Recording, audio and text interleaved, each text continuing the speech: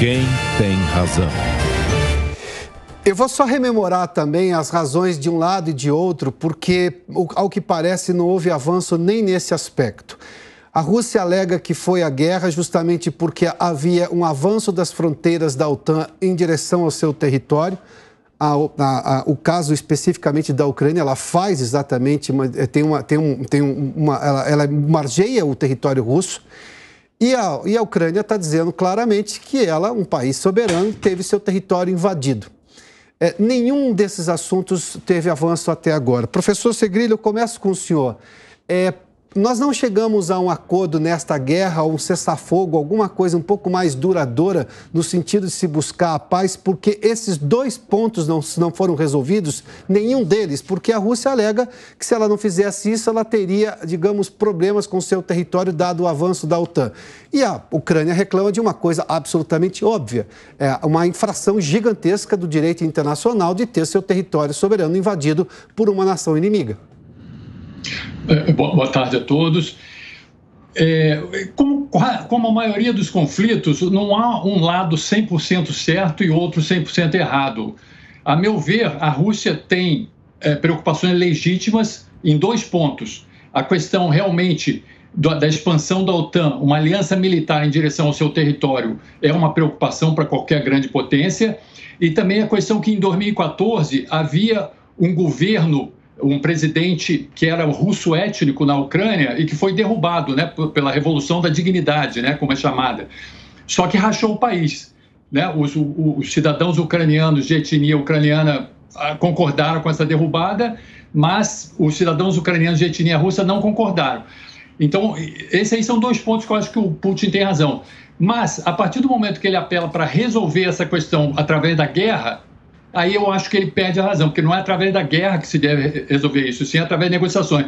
É como alguém que tem razão de que uma outra pessoa está atrapalhando a sua vida, cometendo alguma infração contra ele, e de repente essa pessoa vai e mata a outra. E nesse momento ela perde toda a razão e aí se torna uma parte também culpada nisso, né? Então eu acho que tem muito essa... Não há uma coisa 100%, um lado 100% certo, né? Existem preocupações legítimas dos dois lados, mas eu acho que a Rússia perdeu a razão ao apelar para a guerra para resolver esse problema. Alexandre Pires, seja bem-vindo, boa tarde uma vez mais. É claro que a fratura humanitária é exposta. É só olhar exatamente a situação da Ucrânia, a perda de vidas tanto de soldados russos quanto de soldados e civis ucranianos que tiveram seu país invadido. Mas a gente tem um aspecto econômico gigantesco, mas mesmo o aspecto econômico gerou um caos humanitário no mundo, seja com inflação, e nós sabemos o custo da inflação em qualquer lugar do mundo, com baixa oferta de alimentos no primeiro momento em relação à questão dos grãos, depois houve um acordo para a exportação de grãos tanto da Rússia quanto da Ucrânia. A gente tem um momento hoje econômico que parece que passou pelo pior, mas todas as reações daquela guerra ainda são sentidas na economia internacional em qualquer lugar do globo, não é? Houve um reajuste do que é a economia internacional nesse período, né? E aí o que acontece? Os indicadores principais, sejam de energia, o custo do gás, já voltou para o padrão antes, né, do momento da guerra. A questão do alimento pelos índices da FAO também acabaram de voltar. O dólar se manteve, né, o índice dólar se manteve alto, o dólar forte. E mesmo o rublo, né, ele voltou ao valor pré-guerra. Então, assim, nós temos uma situação que os principais indicadores econômicos ligados voltam a uma normalidade, enquanto que aquela população tem quase metade da sua economia destruída, várias vidas ceifadas e a guerra longe de ser resolvida. Então, o mundo tem essa capacidade adaptativa, a economia se autorregulou numa nova situação, novos fornecedores apareceram, novas rotas de abastecimento apareceram, mas a guerra está longe de ser resolvida e, claro, né, há um direito ali de autodeterminação dos ucranianos que não foi seguido e que é respeitado para a maioria dos países, né, e eles se veem numa situação que nós podemos dizer que eles não estão vencendo a guerra. Você está vencendo a guerra quando você expulsa o invasor. O invasor conseguiu ali criar uma ponte terrestre com a Crimeia, que era um outro território ucraniano, que nós sempre esquecemos de dizer. Então, num ponto de vista estratégico, né, a Rússia se deu bem e está se dando bem. E quanto mais ela prolonga essa guerra, mais há uma normalização dos principais indicadores, inclusive da própria situação econômica da Rússia. Lembrando que numa guerra de desgaste, de atrito, se você se normaliza economicamente, você consegue levar a guerra mais longe. E, claro, a maior potência acaba prevalecendo no final. Lá atrás, a gente falava de normalização da guerra, justamente. Num primeiro momento, claro, havia todo um movimento para se buscar um acordo de paz, um cessar-fogo, pelo menos um cessar-fogo, para que um acordo de paz fosse implementado. Mas, enquanto isso, a gente viu um êxodo gigantesco de ucranianos. Óbvio que, por uma situação completamente natural, havia uma chuva de bombas no território ucraniano. A Polônia foi o país que mais recebeu refugiados. O Lucas, seja bem-vindo para o nosso debate aqui também. Como está exatamente a situação dos refugiados ucranianos pela Europa? Quantos que conseguiram voltar à Ucrânia nesse um ano de conflito?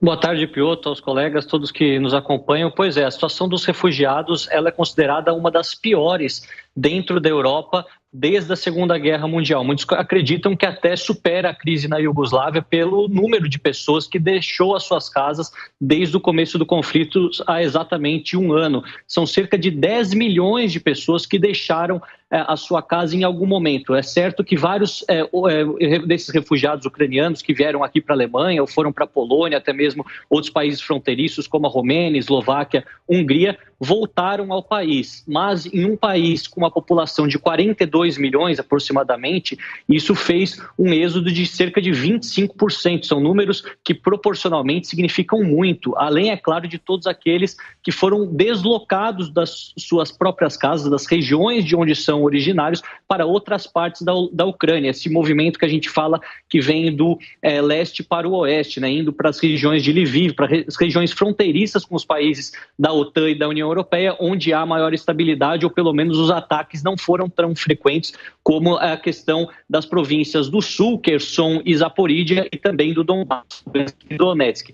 A gente vê que essa crise humanitária ela terá um efeito devastador uma vez que a guerra acabe, por mais que ela ainda continue, a gente não sabe até quando ela vai, considerando que o país precisará se reconstruir e que os índices econômicos já são muito negativos, é necessário pessoal, é necessário homens, mulheres, jovens que queiram reconstruir o país, e isso será um problema na frente, porque muitos deles estão se estabelecendo em países pacíficos agora, construindo sua vida e, portanto, podem não voltar ao seu país de origem.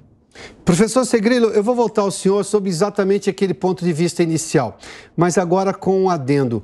O quanto que a presença americana, a atuação americana é hoje responsável pela manutenção da guerra ou por um avanço, digamos, não sei se significativo, do ponto de vista de defesa da Ucrânia? Porque, claro, muitos bilhões em ajuda militar foram enviados pelos americanos à Ucrânia, outros países europeus também participaram. Mas, como o Alexandre fazia menção há pouco aqui, não houve exatamente um avanço do ponto de vista de que a Ucrânia está conseguindo realmente expulsar os russos. E uma normalização econômica na Rússia faz com que os russos tenham condição de prolongar ainda mais essa guerra. O quanto que os Estados Unidos foram peça-chave nessa história a ponto de atrapalhar ou de avançar num acordo de cessar-fogo ou até de paz? Não, os Estados Unidos são fundamentais nessa guerra, né? Porque dentro dessa coalizão de países ocidentais, né, a Europa também tem um peso forte, mas os Estados Unidos é que são o grande esteio por trás da ajuda à Ucrânia, né? E é com essa ajuda que a Ucrânia tem conseguido resistir à Rússia. Sem ela, realmente teria acontecido aquele cenário que no início todos esperavam.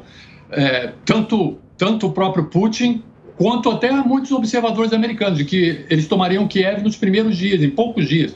Estavam muito perto ali da Bielorrússia, com aquela longa, né, aquela longa cadeia de tanques, e se esperava que colocassem um outro governo e mudaria todo o cenário.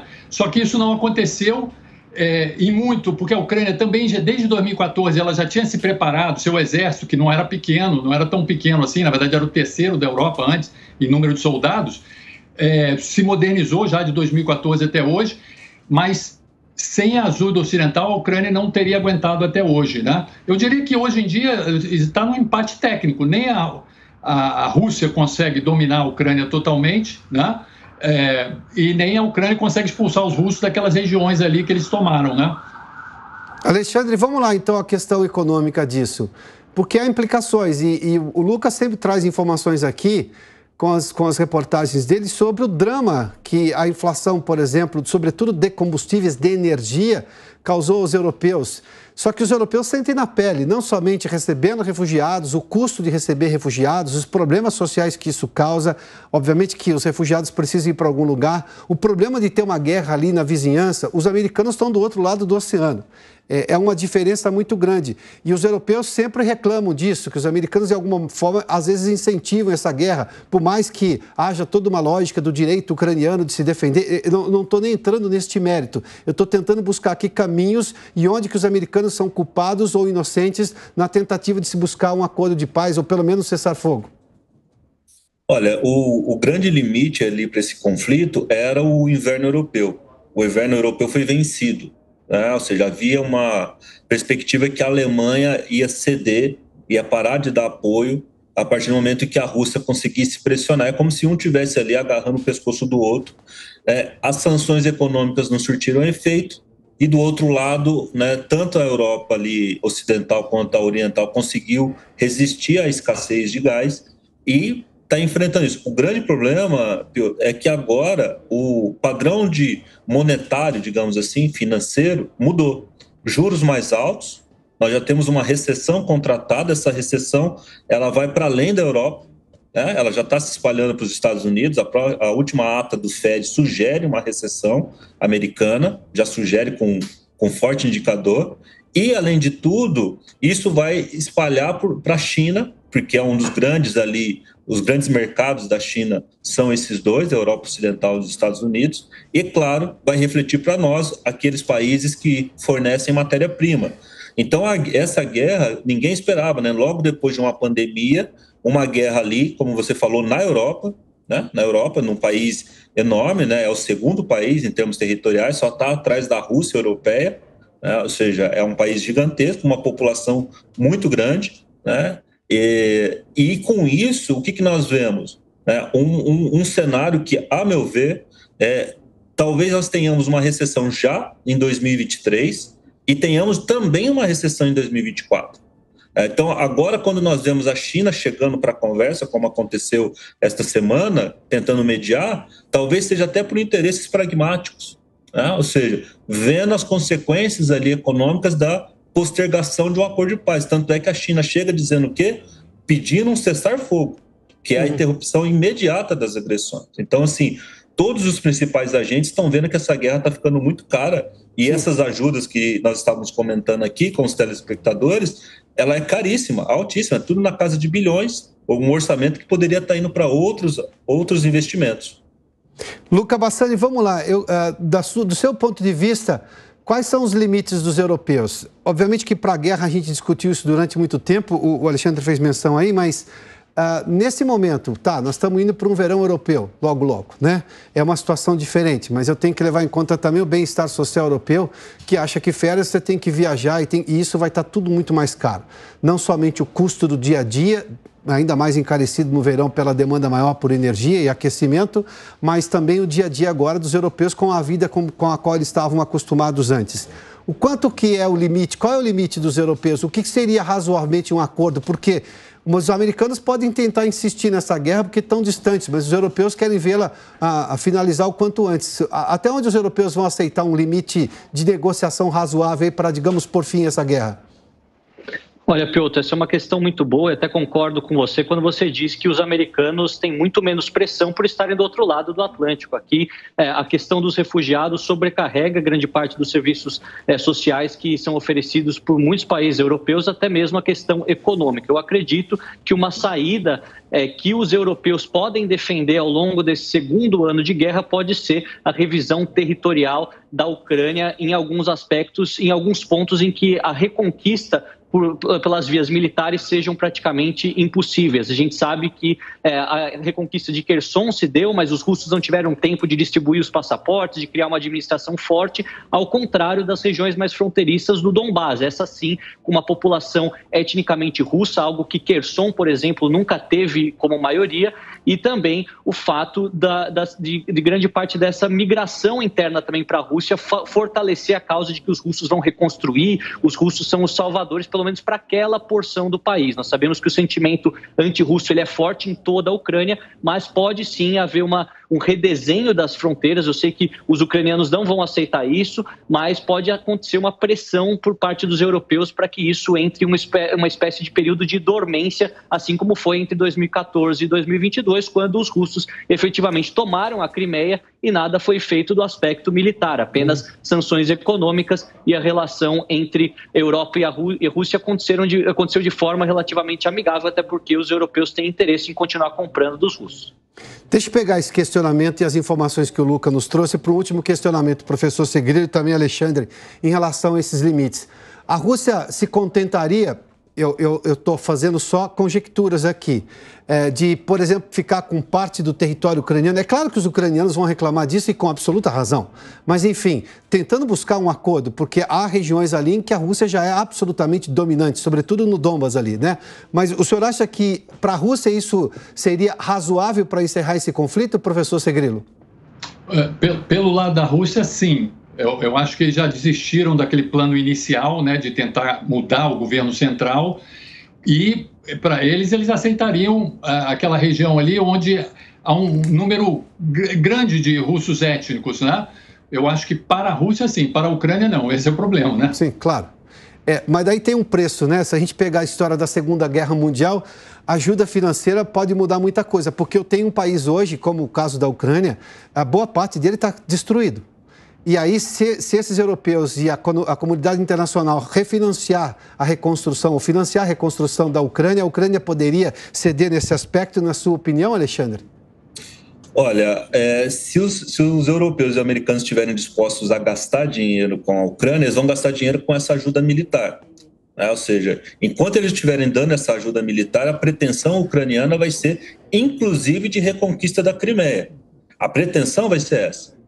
Mas nós sabemos o que o Luca falou, né? Teve um recuo, né? A fuga ali de Kherson, mas ela se deu para a linha para trás do rio Dnipro, tá? Ou seja, eles cederam, mas não cederam tudo. Eles estão mantendo uma certa fronteira ali no rio Dnipro, que é mais ou menos como se fosse a linha estratégica deles, de onde eles não arredariam o pé, né? Então, assim, nós estamos numa situação em que os ucranianos não vão aceitar nenhum acordo desse tipo, a não ser que eles sejam abandonados pelos ocidentais. E aí, claro, eles vão ser vencidos militarmente.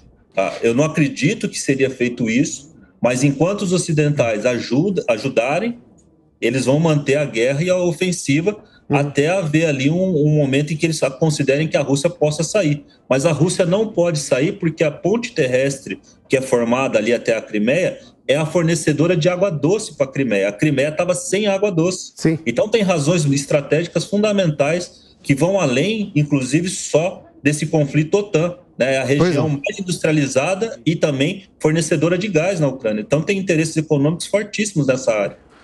Então, para finalizar, Luca, agora é a conjectura da conjectura, tá? Porque eu não posso aqui falar pela decisão dos ucranianos, longe, não teria essa autoridade e também tampouco a pretensão. Mas se os europeus não derem essa ajuda, os americanos também não fizerem, a China pode ser a reconstrutora, digamos, da Ucrânia, sob essa lógica de fazer o país voltar à normalidade com essa cessão de terreno para os russos?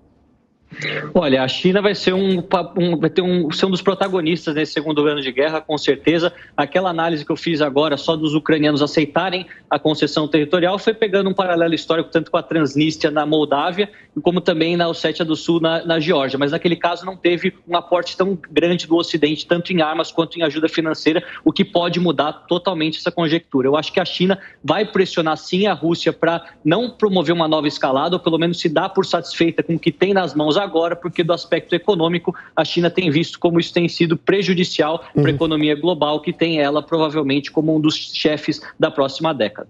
Luca Bassani, Alexandre Pires e professor Segrelli, muitíssimo obrigado pela participação aqui nesse debate. Boa tarde a todos.